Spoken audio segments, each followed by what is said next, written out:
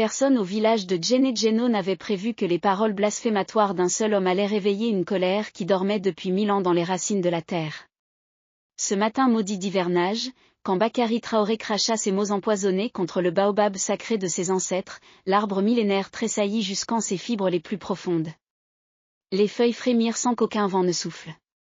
L'écorce craquela en formant des motifs qui ressemblaient étrangement à des yeux furieux. Et dans le silence pesant qui suivit l'insulte, tous ceux qui étaient présents entendirent distinctement le battement d'un cœur gigantesque résonner depuis les entrailles de la terre.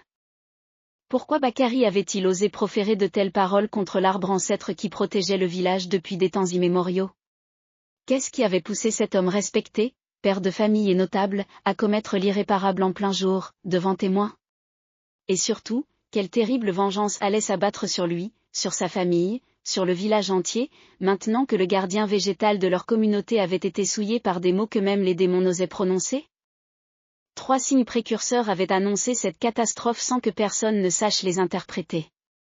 La veille, toutes les termitières du village s'étaient effondrées simultanément à minuit précis, comme si la terre elle-même rejetait ses habitants.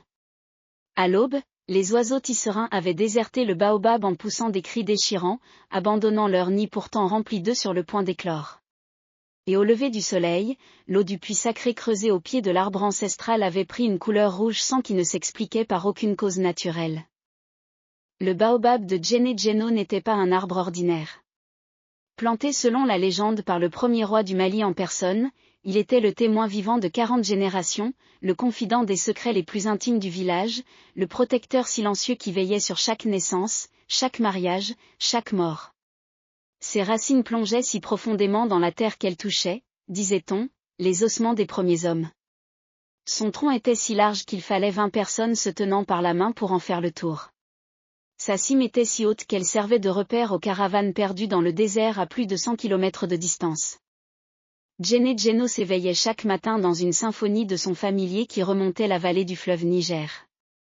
Le chant du muezzin se mêlait aux incantations des chasseurs d'onceaux qui revenaient de la brousse, leurs fusils à poudre encore fumants, leurs gibecières pleines d'antilopes et de pintades. Les femmes fulani menaient leurs troupeaux vers les pâturages en chantant des mélopées ancestrales, leurs bijoux d'argent tintant au rythme de leur marche gracieuse. Sur le fleuve, les piroguiers bozos lançaient leurs filets circulaires dans un ballet aquatique millénaire, leurs silhouettes se découpant sur l'eau dorée par les premiers rayons du soleil.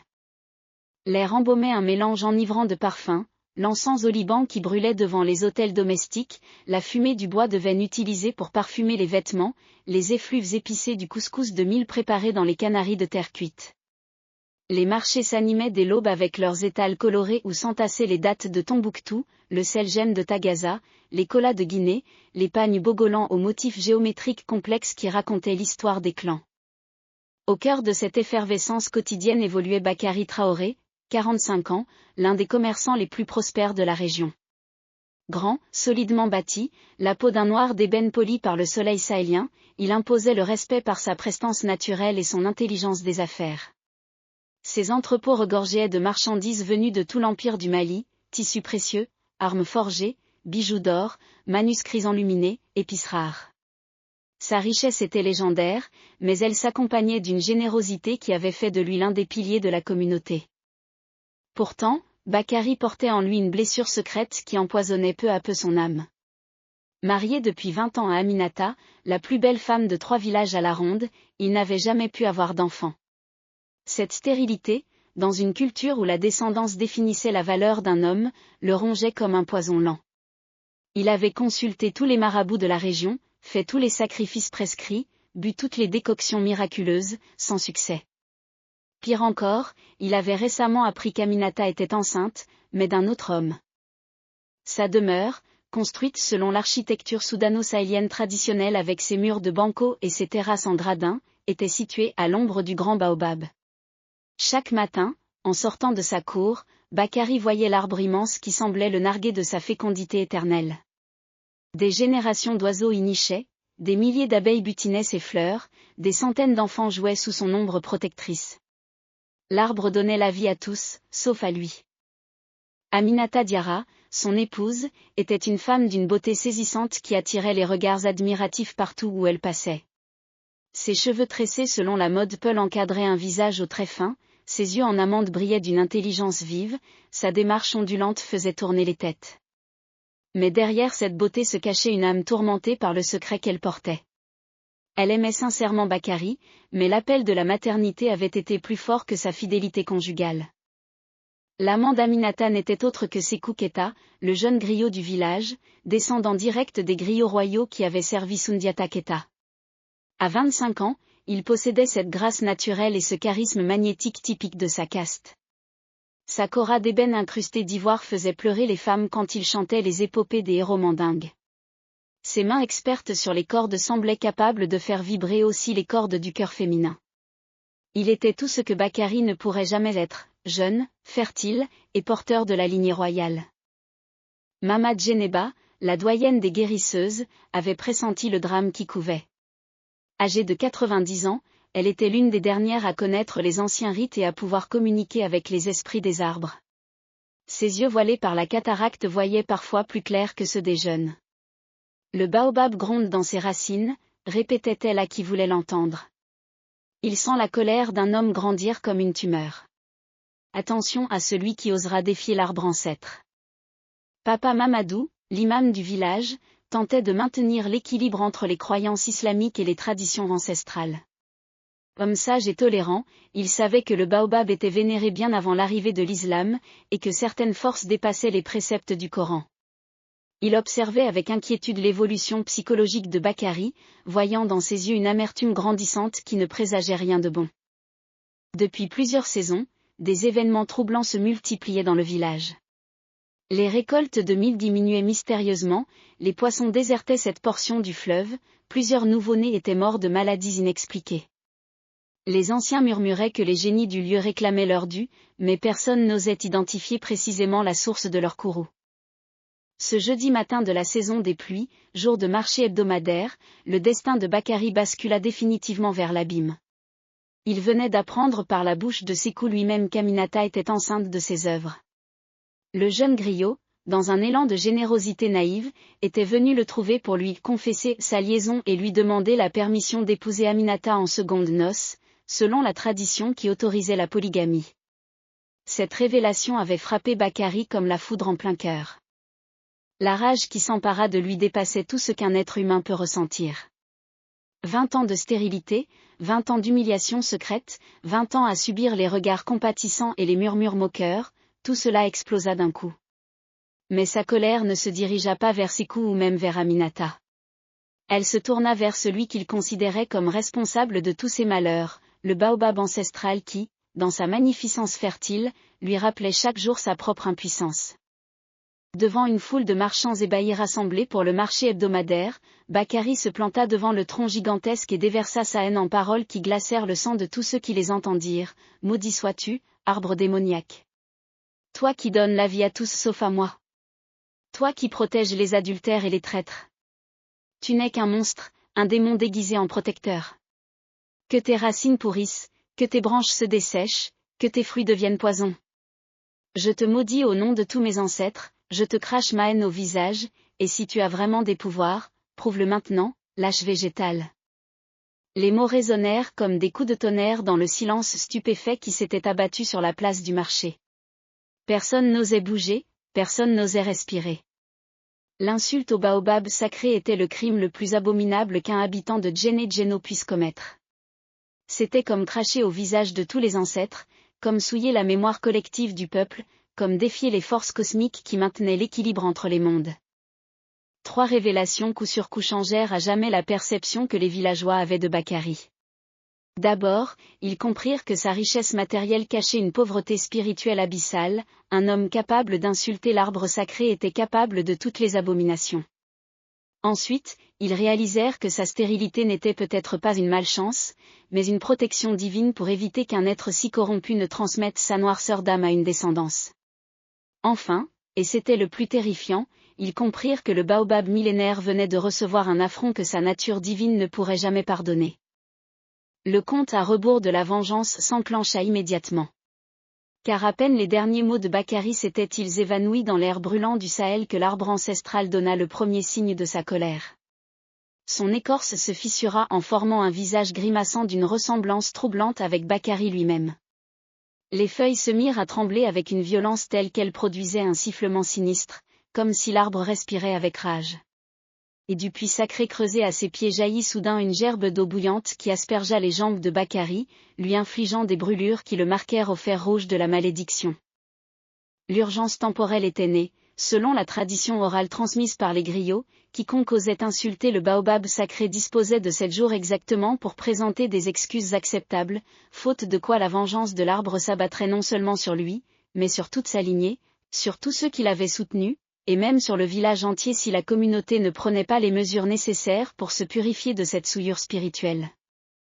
Les heures qui suivirent l'insulte blasphématoire de Bakary furent marquées par une série de phénomènes troublants qui s'accumulèrent comme les nuages noirs d'un orage cosmique. Le premier signe manifeste de la colère du baobab se révéla dès le soir même. Tous les fruits de l'arbre, ces calebasses géantes gorgées de pulpe nutritive que les villageois récoltaient chaque année pour nourrir leur famille, se transformèrent en une matière nauséabonde qui empestait la charogne. Cette puanteur se répandit dans tout le village, imprégnant les vêtements, les aliments, l'air même qu'il respirait. Bakary, rentré chez lui après son éclat public, découvrit que sa propre demeure était devenue le foyer de manifestations surnaturelles de plus en plus inquiétantes. Ses réserves de mil, pourtant stockées dans des greniers parfaitement étanches, se couvraient chaque matin d'une moisissure verdâtre qui les rendait impropres à la consommation. Ses jarres d'eau se remplissaient spontanément de vers rougeâtres qui grouillaient comme des serpents miniatures.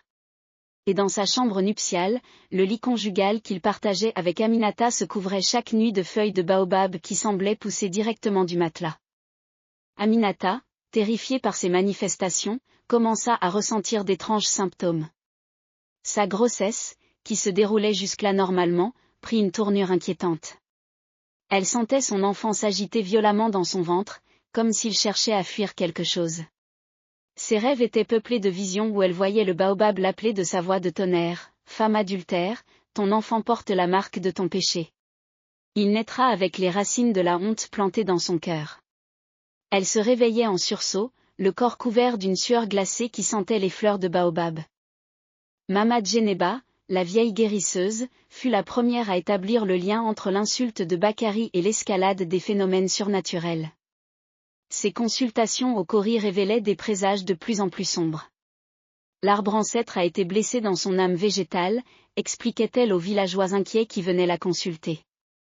Sa colère remonte à travers ses racines jusqu'aux sources souterraines de la vie. Bientôt, c'est toute la région qui sera frappée par sa vengeance si nous ne trouvons pas le moyen d'apaiser sa fureur. Un événement troublant confirma ses craintes quand Sékou Keita, le jeune griot amant d'Aminata, vint consulter Bakary pour lui proposer une solution. « Mon frère, dit-il avec la sagesse de sa caste, tu dois présenter des excuses publiques au baobab. Je peux composer pour toi un chant de repentance qui touchera le cœur de l'arbre. Les griots ont toujours été les intermédiaires entre les hommes et les forces spirituelles.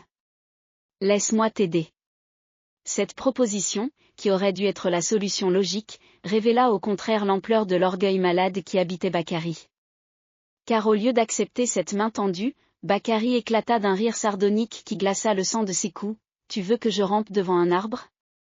Que je demande pardon à un morceau de bois mort? Jamais. S'il a vraiment des pouvoirs, qu'il me prouve. Qu'il vienne me combattre homme à homme. Mais je ne plierai jamais le genou devant cette idole végétale. » Cette réaction révéla que Bakary n'était plus dans son état normal, quelque chose en lui s'était brisé définitivement, le transformant en un être aveuglé par une rage autodestructrice. Le premier obstacle réel à surmonter vint de la communauté elle-même. Papa Mamadou, l'imam, convoqua une assemblée générale des notables pour décider des mesures à prendre. « Mes frères, déclara-t-il solennellement, Bakary a commis un péché qui dépasse sa personne.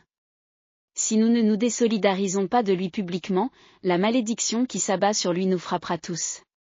Selon les textes sacrés et les traditions ancestrales, nous devons l'exclure temporairement de la communauté jusqu'à ce qu'il présente des excuses acceptables. » Cette décision, bien qu'elle représentât une victoire apparente de la sagesse collective, était en réalité une victoire à la Pyrrhu.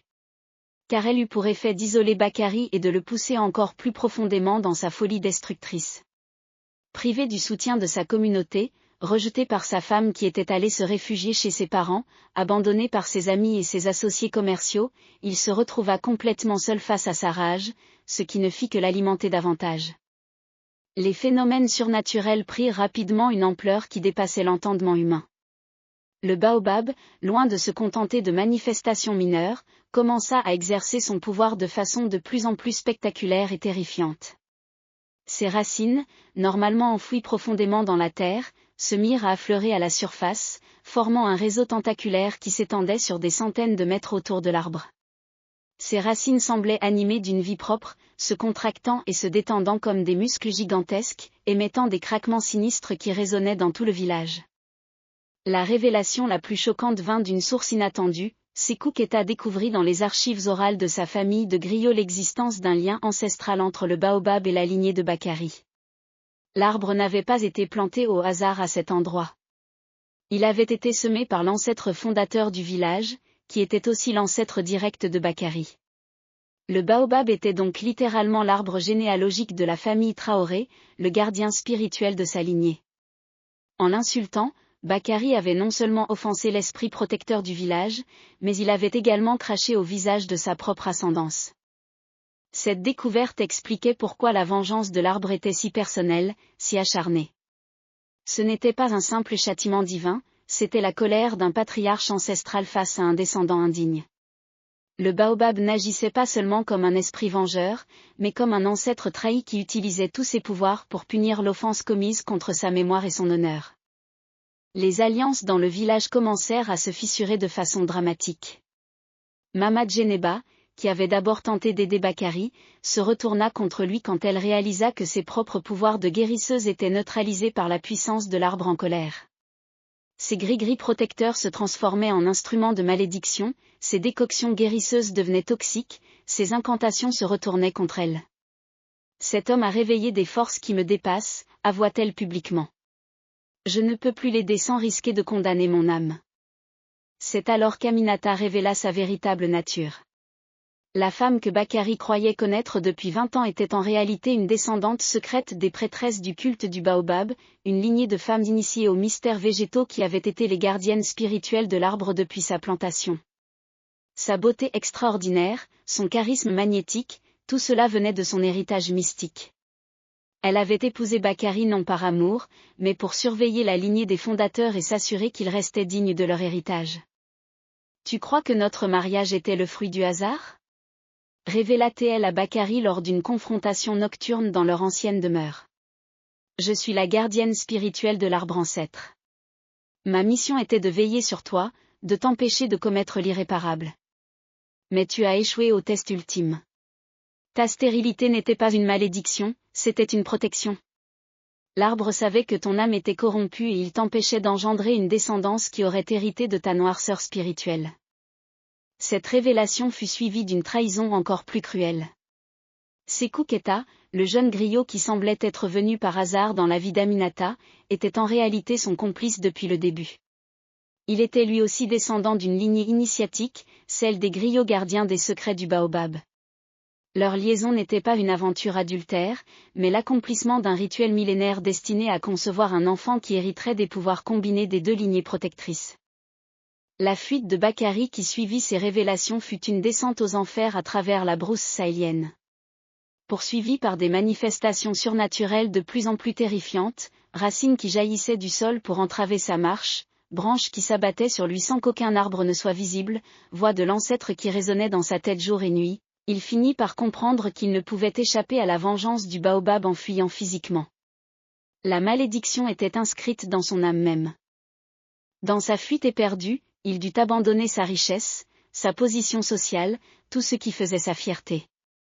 Ses entrepôts se vidèrent mystérieusement, ses caravanes se perdèrent dans le désert, ses créanciers vinrent récupérer leur dû. En quelques jours, il passa du statut de notable respecté à celui de fugitif dépossédé, errant dans la savane comme un fantôme de lui-même. Le sacrifice douloureux mais nécessaire vint quand Bakary réalisa qu'il devait renoncer à la seule chose qui lui restait, son orgueil. Pour avoir une chance de survie, il devait accepter de reconnaître ses torts et de présenter des excuses publiques. Mais même cette décision tardive était-elle encore possible ? Car selon les traditions, Passé le délai de 7 jours, aucune excuse ne pouvait plus être acceptée par l'arbre offensé. Au 7e jour exactement après son blasphème, Bakari se retrouva face à face avec la manifestation la plus terrifiante de la colère du baobab ancestral. L'arbre millénaire s'était littéralement transformé en une entité quasi divine, ses dimensions ayant doublé dans une croissance surnaturelle qui défiant toutes les lois botaniques.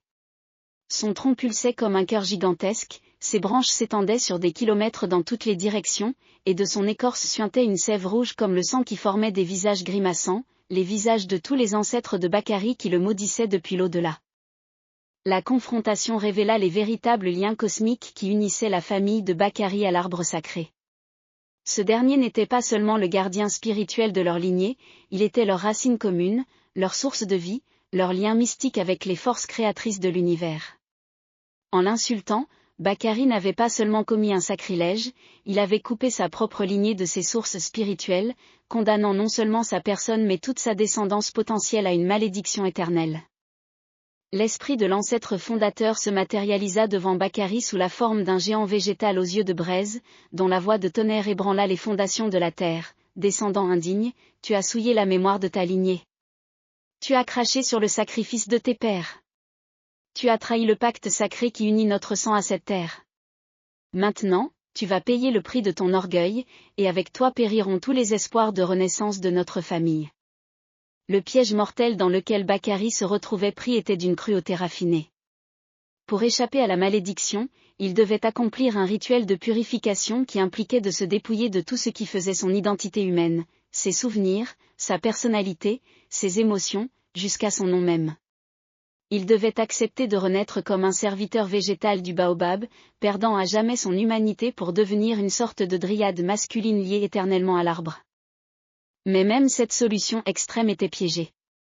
Car si Bakari acceptait cette transformation, il sauverait peut-être son âme de la damnation éternelle, mais il condamnerait définitivement sa lignée à l'extinction. Sans descendance humaine pour perpétuer la famille, l'alliance ancestrale entre les Traoré et le baobab serait brisée, et l'arbre perdrait une partie de sa puissance protectrice. C'était un dilemme cosmique où toute solution impliquait un sacrifice majeur. La mort apparente de Mamad Geneba survint à ce moment critique. La vieille guérisseuse, qui avait tenté une dernière fois d'intercéder en faveur de Bakari, fut foudroyée par la puissance spirituelle qu'elle avait invoquée. Mais ces derniers mots, avant que son corps ne se transforme en poussière d'or, révélèrent un secret capital: le baobab ne veut pas sa destruction, il veut sa rédemption, l'épreuve ultime, pas la mort, la renaissance. Cette révélation changea complètement la perspective de Bakari sur sa situation. L'arbre ne cherchait pas à le détruire par vengeance, mais à le transformer par épreuve initiatique. Toutes les manifestations terrifiantes, tous les phénomènes surnaturels, toutes les souffrances endurées n'étaient que les étapes d'un processus de purification spirituelle destiné à faire de lui un être digne de son héritage ancestral. La découverte du secret ultime jaillit alors comme une illumination divine. Le baobab n'était pas seulement un arbre planté par l'ancêtre fondateur, il était l'ancêtre fondateur lui-même, transformé en végétal par un rituel d'immortalité que les premiers rois du Mali maîtrisaient. Insulter l'arbre, c'était insulter directement le patriarche de sa lignée, qui avait sacrifié son humanité pour devenir le gardien éternel de sa descendance. Le point de rupture psychologique de Bakari arriva quand il comprit que toute sa vie n'avait été qu'un test, une épreuve destinée à vérifier s'il était digne d'hériter du secret ultime de sa famille. Sa stérilité, les difficultés de sa vie conjugale, même la trahison d'Aminata, tout cela avait été orchestré par l'ancêtre arbre pour le mener à ce moment de vérité absolue où il devrait choisir entre son orgueil humain et sa destinée spirituelle. Le moment de vérité suprême arriva quand Bakari, au paroxysme de son désespoir et de sa compréhension, accepta de subir l'épreuve ultime proposée par l'ancêtre baobab. Cette épreuve consistait à fusionner temporairement avec l'arbre pour vivre l'expérience de tous ses prédécesseurs, depuis le premier roi du Mali jusqu'au dernier gardien de la lignée. La fusion fut d'une violence inouïe.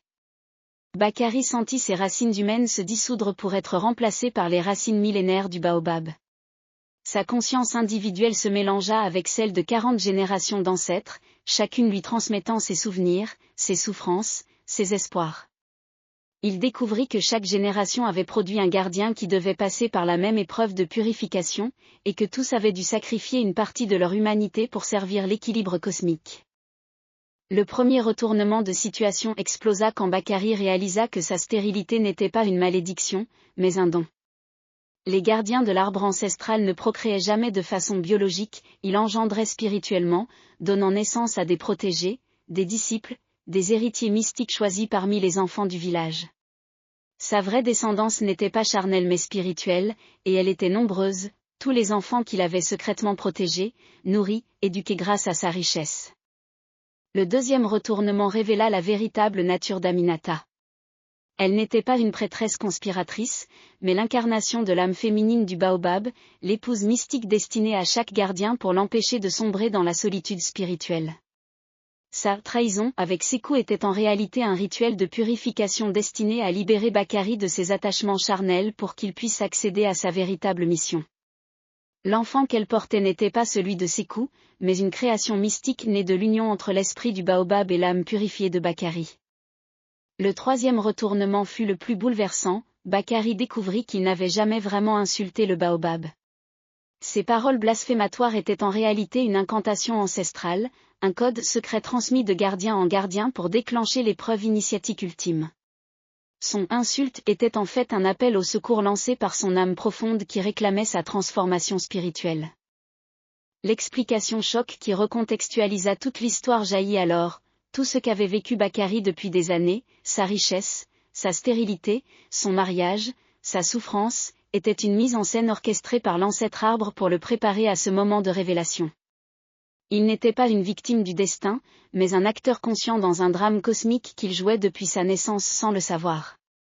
Le dilemme moral impossible qu'il dut affronter était vertigineux, accepter sa transformation en gardien éternel du baobab, ce qui signifiait renoncer à jamais à sa vie humaine normale, ou refuser et condamner non seulement sa lignée mais tout le village à perdre leur protection ancestrale. Car le baobab dépérissait, sans gardien humain pour le régénérer spirituellement, il mourait dans l'année, emportant avec lui 1000 ans de sagesse et de protection. La confrontation finale opposa Bakary à sa propre nature humaine. Dans un combat intérieur d'une violence inouïe, il dut détruire son ego, son orgueil, ses peurs, ses désirs personnels, pour renaître comme un être hybride, ni complètement humain, ni complètement végétal, mais une synthèse des deux règnes au service de l'équilibre cosmique. Son sacrifice héroïque prit la forme d'une acceptation totale de sa destinée.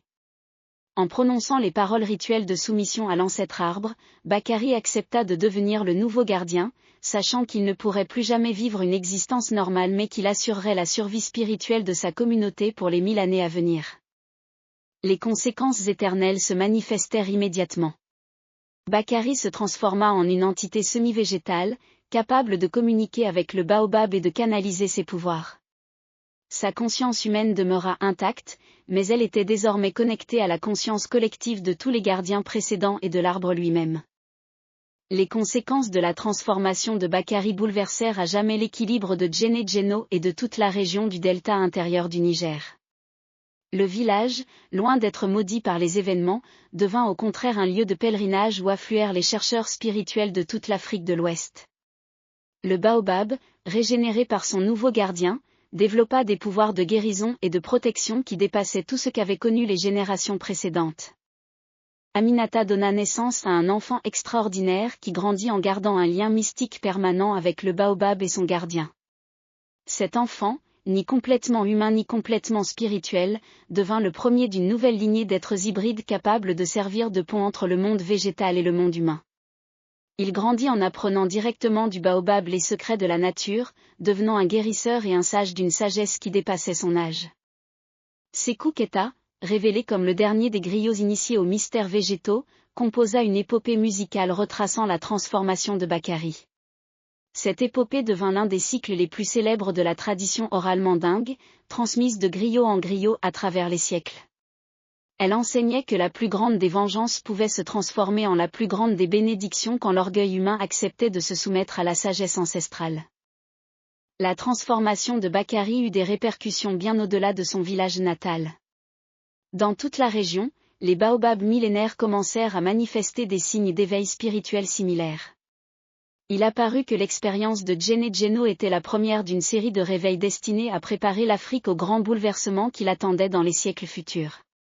Chaque baobab sacré devait trouver son gardien humain pour former un réseau de protection spirituelle continentale. L'impact sur les générations futures fut considérable. Les enfants nés après la transformation de Bakary développaient des capacités particulières, ils pouvaient communiquer avec les arbres, prédire les changements climatiques, localiser les sources d'eau souterraines, et guérir certaines maladies par simple imposition des mains. Le village devint un centre de formation pour ces enfants spéciaux, qui essaimèrent ensuite dans toute l'Afrique pour réveiller d'autres baobabs endormis. La leçon profonde et universelle de cette histoire résidait dans la compréhension que ce que nous percevons comme des punitions divines sont souvent des invitations à la transformation spirituelle. L'orgueil de Bakary, sa colère, sa souffrance même, n'étaient que les étapes nécessaires d'un processus initiatique destiné à faire de lui un être supérieur.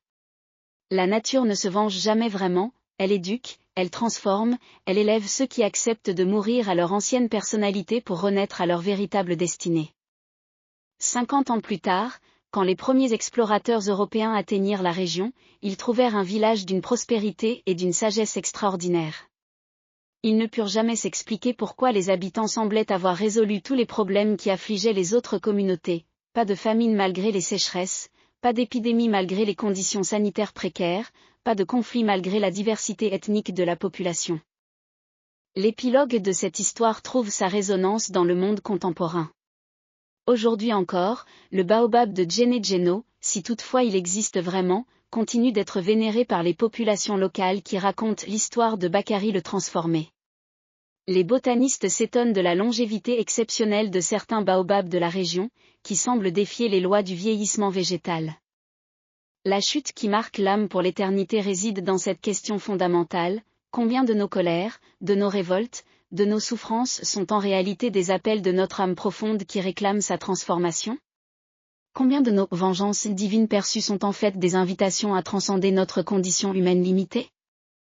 Car au fond, l'histoire de Bakary et du baobab sacré nous enseigne que la véritable sagesse consiste à reconnaître que nous ne sommes jamais vraiment séparés de la nature qui nous entoure.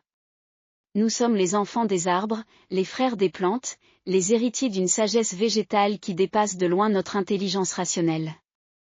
Et c'est ainsi que la malédiction se mue en bénédiction, que la vengeance se transforme en rédemption, que l'insulte devient prière, dans cette danse éternelle entre l'orgueil humain et la patience végétale, entre notre soif d'indépendance et notre besoin profond d'enracinement dans quelque chose de plus grand que nous.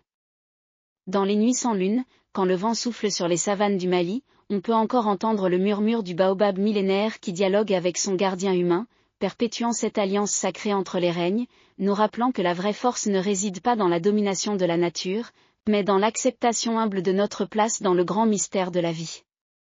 Celui qui insulte l'arbre insulte ses propres racines. Mais celui qui accepte de mourir à son orgueil peut renaître dans la sagesse éternelle du végétal.